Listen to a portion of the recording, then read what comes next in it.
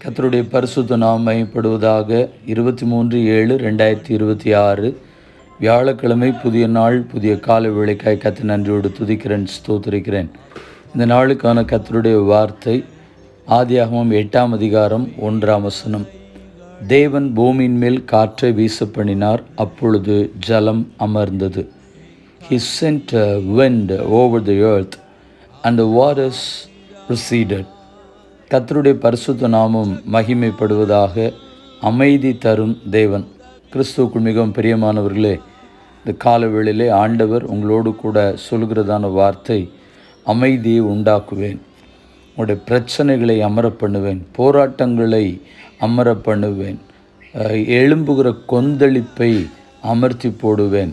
நமக்கு எதிரடையாக காணப்படுகிறதான பிரச்சனைகள், போராட்டங்கள், கலக்கங்கள், உபத்திரவங்கள், நமக்கு விரோதமாய் நம்மை மிரட்டி கொண்டிருக்கிற, நம்மை கலங்கடித்து கொண்டிருக்கிற எல்லா விதமான காரியத்திலிருந்தும் கர்த்தர் இந்த காலவேளையிலே ஆண்டவர் அமைதியையும் ஒரு சமாதானத்தையும் கர்த்தர் கட்டளையிடுவாராக. மார்க்கு 6ஆம் அதிகாரம் 51ஆம் வசனம் சொல்கிறது, அப்பொழுது காற்று அமர்ந்தது, அதனால் அவர்கள் தங்களுக்குள்ளே மிகவும் பிரமித்து ஆச்சரியப்பட்டார்கள். எரேமியா 30ஆம் அதிகாரம் 10ஆம் வசனம், ஆகையால் என் தாசனாகிய யாக்கோபே, நீ பயப்படாதே, இஸ்ரவேலே கலங்காதே என்று கர்த்தர் சொல்கிறார்.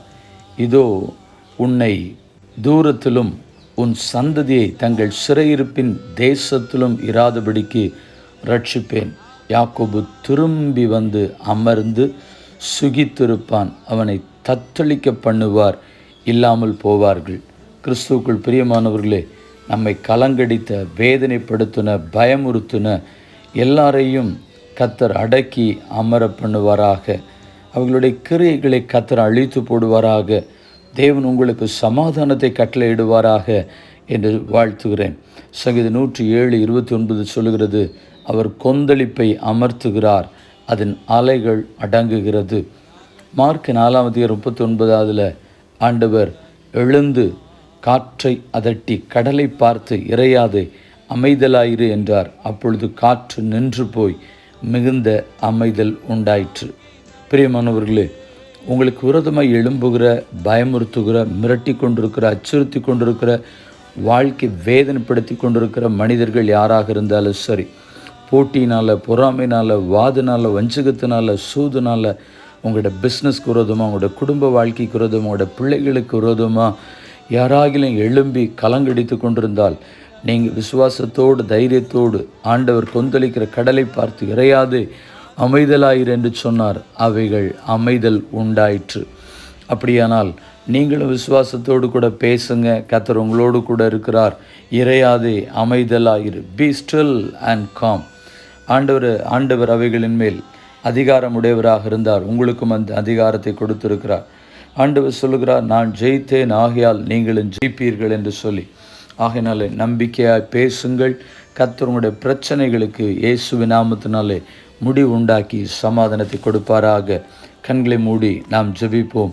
பரிசுத்தமுள்ள நல்ல தேவனே, இந்த ஆசீர்வதிக்கப்பட்ட நல்ல கால வேளைக்காக நன்றி செலுத்துகிறோம். பிரச்சனைகளும், உபத்திரவங்களும், கலக்கங்களும், மிரட்டி கொண்டிருக்கிற போராட்டங்கள் எதுவானாலும் சரி, நாங்கள் அவைகளை பார்த்து இறையாதே, அமைதலாயிரு என்று சொல்லி நாங்களும் பேசுகிறோம். கொந்தளிக்கிற ஆலைகள், போராடுகிற, சீறுகிற இவைகளெல்லாம் இயேசுவின் நாமத்தில் அடங்கி போவதாக, அமைதல் உண்டாவதாக என்று சொல்லி ஜெபிக்கிறோம். ஆண்டவரே, உம்முடைய கிருபை, உம்முடைய வழிநடத்தல் உம்முடைய ஜனங்களோடு கூட இருக்கட்டும். தேவ சமாதானம் ஒவ்வொருடைய வாழ்க்கையிலும் நிறைவாய் காணப்படட்டும் என்று சொல்லி ஜெபிக்கிறோம். ஹல்லேலூயா.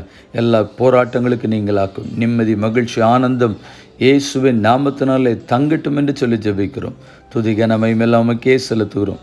மீட்பெரும் அருமை ரட்சகருமா இருக்கிற இயேசுவின் நாமத்தினாலே இந்த நாளையும் எங்களையும் உடைய கரங்களை ஒப்பு கொடுத்து ஆசீர்வதித்து தர, பிரச்சனைகளுக்கு முடிவு உண்டாக்கி அமைதலுள்ள வாழ்க்கை உண்டாக ஜெபிக்கிறோம். ஜீவனுள்ள நல்ல பிதாவே, ஆமென்.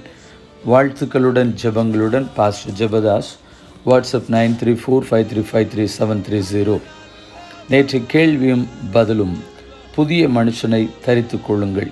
யாரிடத்தில் சொன்னது? அப்போஸ்தலனாகிய பவுல் எபேசு சபையில் விசுவாசிகளாயிருக்கிற பரிசுத்தவான்களுக்கு சொன்னது. எபேசியர் 4ஆம் அதிகாரம் 24ஆம் வசனம். இந்த நாளுக்கான கேள்வி, காற்று அவர்களை தன் செட்டுகளில் இறுக பிடிக்கும். யார் யாரிடத்தில் சொன்னது? மீண்டும் வார்த்தைகளுடன் நாளை தினத்தில் உங்களை சந்திக்கிறேன். கிருபை உங்களோடு கூட இருப்பதாக. ஆமென்.